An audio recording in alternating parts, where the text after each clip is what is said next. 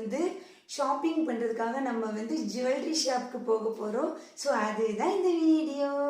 பயங்கரமாக லாங் ட்ராவலில் நம்ம போயிட்டு இருந்தனால நம்மளுக்கு வந்து வாய்ஸ் வந்து கொஞ்சம் சேஞ்சஸ் ஆகிருக்குது.